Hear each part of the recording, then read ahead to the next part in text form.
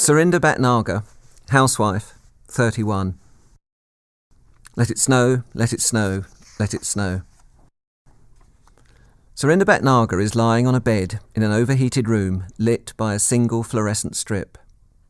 She's being turned inside out. She is afraid. Surinder and her friend Sangeeta are walking in the snow. They are not afraid. Everywhere they look, the world is so extraordinarily beautiful that it makes them want to laugh. The air is freezing and a crust of ice has formed on the top of the snow so that they're able to walk across it without sinking. Every step crunches like music.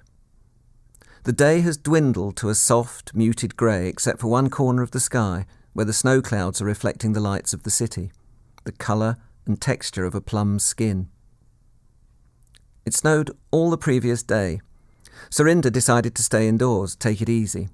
But every couple of hours she came to the window to check on the snow's progress, as if she couldn't quite believe what was happening.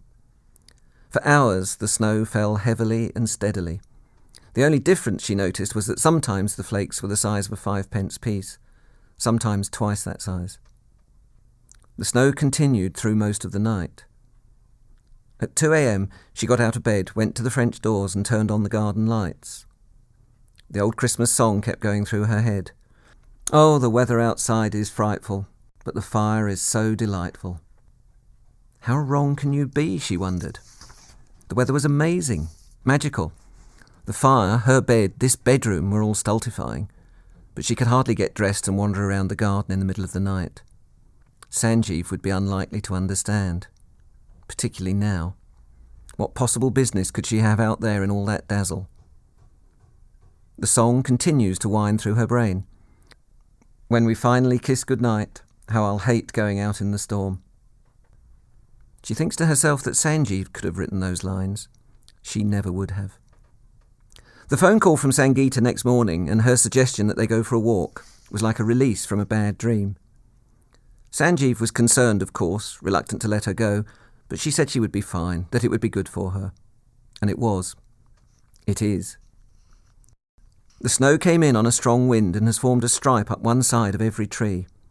It is so heavy that it lies right up to the trunks of the trees, no dark circles underneath. Crows are perched in the white-dressed branches, but they don't wish anyone any harm.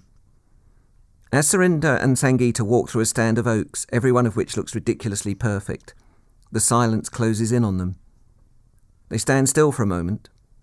It's like being the last people in the world. They exit the wood and head up the hill towards where it's touching the sky. They watch a kid on a toboggan turn languorous circles as he slides down the seemingly endless slope. He's moving in slow motion. His parents are shouting and cheering from above. Everyone turns to watch, to share the child's delight. Surinder wishes she had a toboggan. She too would like to slide slowly down the hill, just going where the snow takes her, knowing it will keep her safe. The city is spread out in front of them, impossibly glamorous. Surinder holds her arms wide and turns her face to the clouds. The cold is making her jaws ache. She wonders if she will ever be this happy again. She thinks, I must remember this, all of it, how it feels, keep it in my head. Reluctantly, they turn their backs on the city and head down the hill. Children are shouting and laughing in the gloom. Everyone they pass smiles at them. The lake is grey and silent and mysterious. The ice is the colour of the sky. Surinder thinks that if she walked out to the middle of the ice and hit it with a brass hammer, then the whole lake would vibrate beneath her feet and ring like a bell. The bushes and shrubs at the edge of the lake are bowed down under critical masses of snow. Another flake, she thinks, just one, and the whole lot must fall. The cream stucco of the lodge looks grey and lifeless against all this brilliance. There's a laurel tree in a large terracotta pot. Every single leaf is outlined in white. Each of the cherubs chasing one another around the pot's rim is crowned with a jaunty circumflex of snow, making them look vaguely puzzled. The fields of white flow away from the house, dotted here and there with people either alone or in groups, having the time of their lives.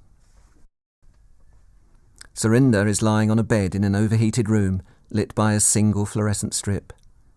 She is afraid. Her cervix is 8 centimetres dilated. She is in agony. She is being torn in half. Sanjeev is no help. He's more scared than she is. Thanks a bunch, Sanjeev. The midwife says the baby will be here very soon, sweetheart. Just a couple more pushes. Surinder doesn't want to think about how much that is going to hurt, or how her life is going to be changed forever. Her mother told her that it would be like this, that she would never in her life have felt so alone as she does right now. She told Surinder to store up those rare moments when everything seems wonderful, to replay them in her head when childbirth became so tough that it seems impossible she will ever get through it. Surinder and her friend Sangeeta are walking in the snow. The world is so extraordinarily beautiful that it makes them want to laugh. Somewhere, far away, a baby is crying. A man is shouting. Every step crunches like music. Let it snow, let it snow, let it snow.